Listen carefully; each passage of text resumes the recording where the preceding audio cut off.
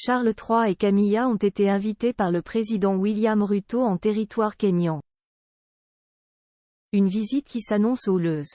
Des militants kenyans s'en prennent à l'héritage du régime colonial britannique et revendiquent des excuses de la part du roi. Explication. Une visite sur fond de dossier sensible. Le roi Charles III et son épouse Camilla ont posé bagages au Kenya, lundi 30 octobre au soir. C'est la première visite du monarque britannique dans un pays du Commonwealth depuis son couronnement. Le couple séjournera dans ce pays de l'Afrique de l'Est jusqu'à vendredi, entre Nairobi, la capitale, et Mombasa, ville portuaire. L'invitation est griffée William Ruto, président du Kenya, pays qui s'apprête à célébrer ses 60 ans d'indépendance en décembre.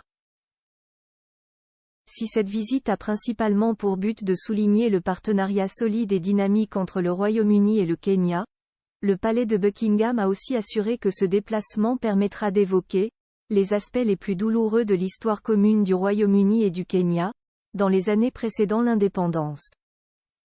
Rappelons que d'octobre 1952 à décembre 1959, la révolte des Mau Mau a combattu la loi coloniale britannique.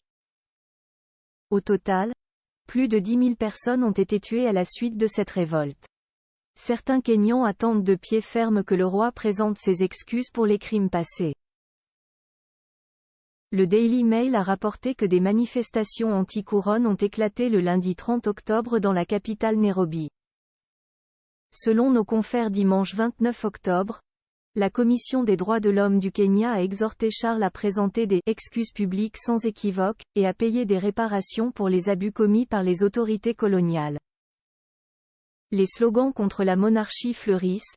Restituons nos terres historiquement accaparées, ou encore, à bas la colonisation, peut-on lire sur les pancartes des manifestants. Photo Charles III et Camilla en France. Les moments forts de leur visite détaillent l'histoire de l'indépendance du Kenya le 20 octobre 1952. L'état d'urgence est déclaré dans la colonie britannique du Kenya suite à la révolte des Mau Mau, une société secrète composée de Kikuyu. L'objet de cette révolte, la puissance coloniale britannique leur avait laissé moins d'un quart des terres cultivables du Kenya. Le bilan de cette révolte fait état de 32 civils et 63 soldats tués chez les Européens et 10 000 Mau Mau chez les Africains.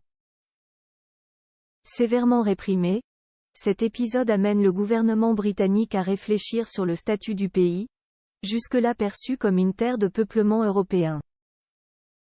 Le Kenya accède à une pleine indépendance le 12 décembre 1963 et adopte un régime républicain, tout en restant dans le Commonwealth.